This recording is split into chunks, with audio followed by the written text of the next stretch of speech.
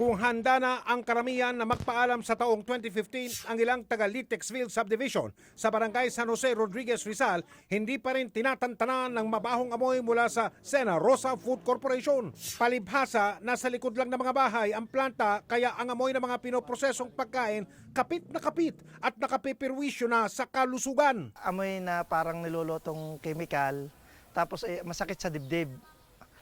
Na masurasok nga yung amoy. Parang nababarahan ang paghinga.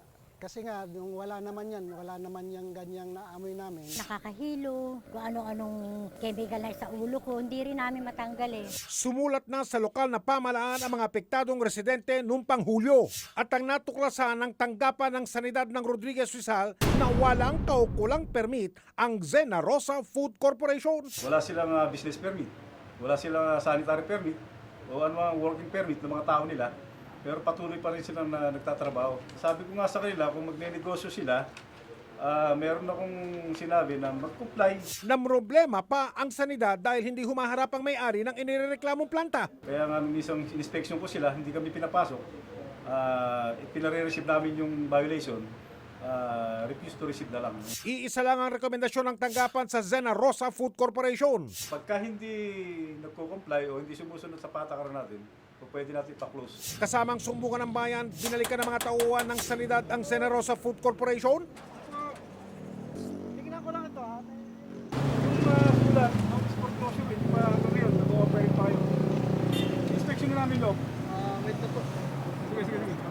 Sabihin mo sa boss mo, huwag na hindi kami papapasukin kasi. Kasi pangatlo na to ha. Pangatlo yun hindi kami pinapapasok nito. Hindi nagpatinag ang sanidad sa kabalang reaksyon ng mga tauhan ng Sena Rosa. Punta kami rito, hindi nyo kami pinapapasok. Taga-sanitary kami, may notice na kayong binigay ko sa inyo ha. O ngayon, Dalawang beses na dalawang beses na ako no? nagdala ng notice dito. Hindi ko... Saan yung receipt? Sige po. Pwedeng ma-inspection nyo, lawyer? Ito yung ano.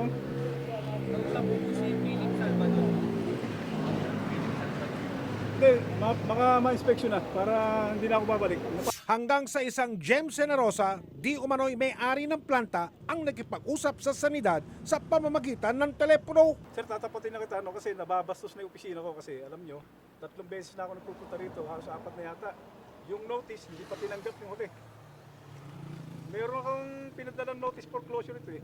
Punta kayo na opisina ko para maayos to. Nakausap din ang sumbungan ng bayan sa telepono si Gem Sena Rosa. Nangako siyang makikipag-usap sa tanggapan ng sanidad para maayos ang problema. Bibigyan ng 1 buwan ng sanidad ng Sena Rosa Food Corporation na humarap sa kanilang opisina at kumuha ng kaukulang permiso para maipagpatuloy ang kanilang operasyon. Hanggang ngayon ay hindi pa humaharap sa opisina ng sanidad sa Rodriguez Rizal ang may-ari ng Sena Rosa Food Corporation. Pinoproseso na ng naturang tanggapan ng tuluyang pagsara ng planta.